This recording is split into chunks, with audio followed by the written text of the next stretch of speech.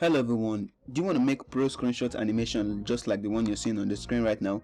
Well, stick with me in this video. I'm going to show you how to do this step by step right in After Effects.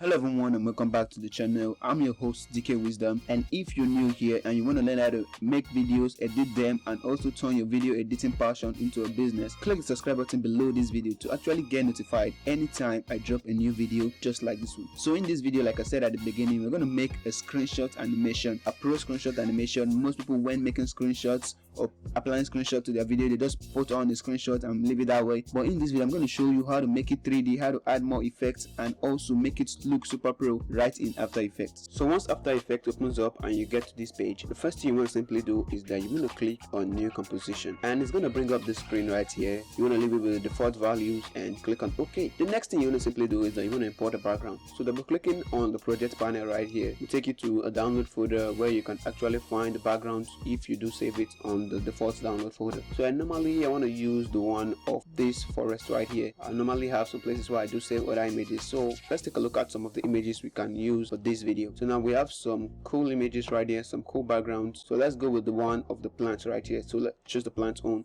I'm going to click on import. So once we've imported the background clip, we're going to simply drag that and place that on the timeline. It's going to create something like this. Next thing you want to simply do is that you want to offset the scale value because the image looks too big right here. So I'm going to click on S right here in the timeline. Clicking on S will bring up the scale properties, and I'm going to simply reduce the scale by 80%. So I'm going to bring that to 80% and it's going to reduce it. Still, yeah, it's too big. I'm going to bring that to 70. And okay, we have that and we can actually go with that. So the next thing we want to simply do is that we want to come over to the effect and presets. Right here, we want to type in Gaussian blur. So type in Gaussian blur and choose the one under the blur and sharpen and add that to the clip. Easy. So right here under the blurriness in the effect controls, simply set that to 30 and it's going to blur the clip a little bit, and that's what you actually need for now. So now going back to the project panel right here, next thing I want to simply do is that I want to import a screenshot we took, and let's look for one in my document folder. Normally I do save my screenshot under light shots.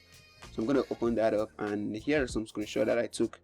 So let's look for a good one and import that into After Effects. So I'm going to choose this one right here and I'm going to click on import. So after clicking on import, I want to simply drag this and place this straight in our timeline but above the background. So now we have that. The next thing I want to simply do is I want to offset the scale value also. So clicking on S, I want to increase the scale to something around 180 because the screenshot is actually small on the screen. So this way is actually great. So now once we have that way, the next thing I want to simply do is that I want to simply go to the effects and preset right here. Then I want to type in drop shadow. So drop shadow on the perspective, you're going to find the drop shadow. Bring this and add this to the screenshot. Now you want to increase the opacity of the shadow to 100. You want to change the distance to something around 15, and also the softness, you want to bring the softness to something around 20, and it's going to show you something like this. Also you can increase that to 30 depending on how well you want it, and if it's too bright or the opacity of this is too much, you can actually change the values by going back to something like 70, clicking on enter. So now with that, you now have this cool shadow right under the screenshot, and that's the first step.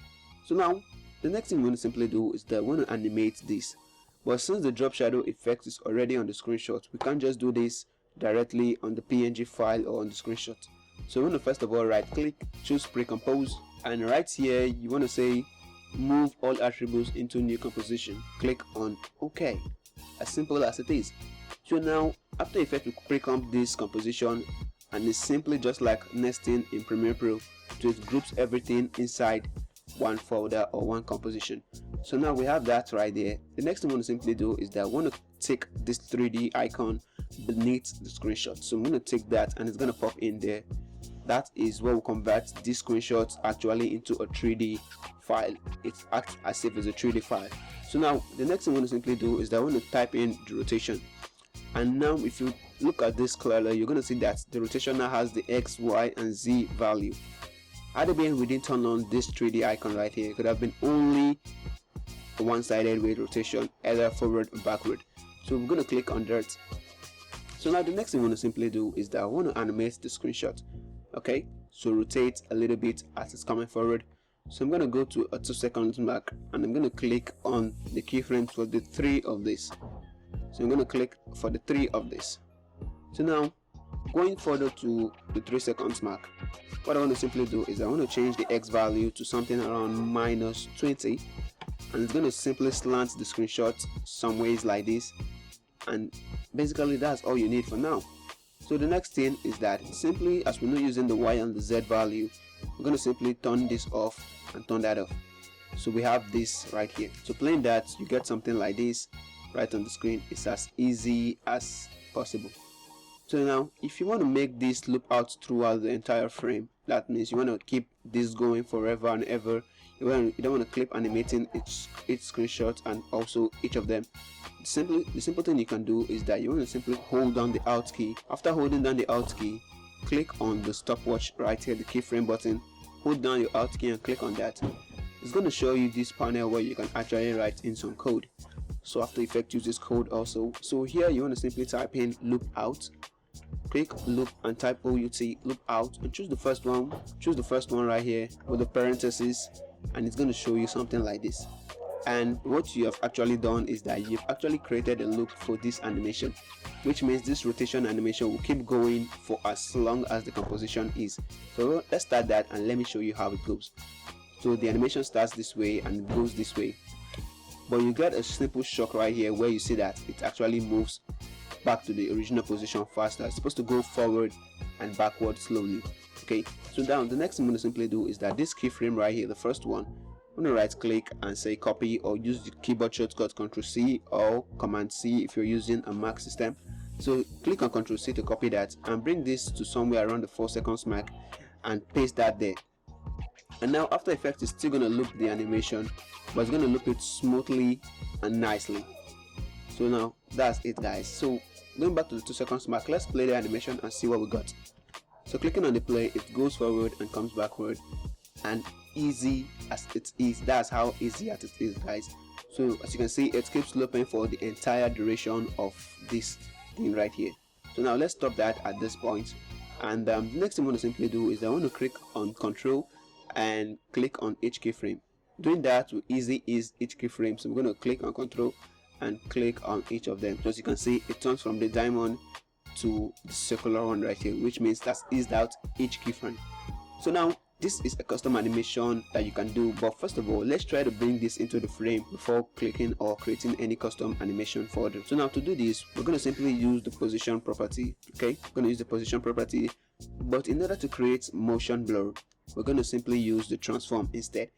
Normally you can use the transform properties and the position properties to bring this into the clip, but the main difference between these two is that using the transform properties you can actually create motion blurs, but with the position you can't create motion blur.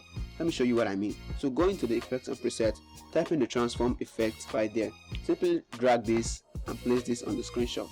Okay, place that on the screenshot and you're going to have it pop in the effects controls. So now right here you want to simply set the position value for this, keep it at the default position. So click on this to create an animation. Right here where it says composition shoulder angle, deselect that and create one of your own by going for something like 180. The higher you go, the more motion blur it has. So I like going for 180, which is the middle between 360 and 0. So that's actually what I like going for. And when you open the properties of this, let me go down, you go to transform properties, you can see that under effects, you're going to find another transform properties there. So don't get confused, this is the one that actually came with the composition and this is the one we added to this.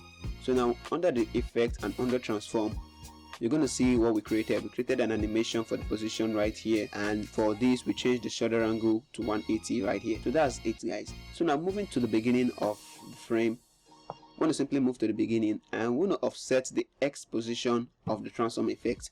We want to bring this to somewhere around -500. Yes, -500 will take this out of the screen, and as you can see it's still remaining a little bit. So we want to take this further by going to something like -700, and it's going to take this totally out of the screen. So playing this, you get this custom animation. It moves in and starts its rotation, and it does that for the entire duration of this clip. So as you can see, that's how easy it is to custom animate any screenshots right in After Effects. So this was it, guys, for this video. I'm going to make another video telling you how you can actually do the same thing right inside of Premiere Pro. But before we do that, let me show you a playback of what we just did right now.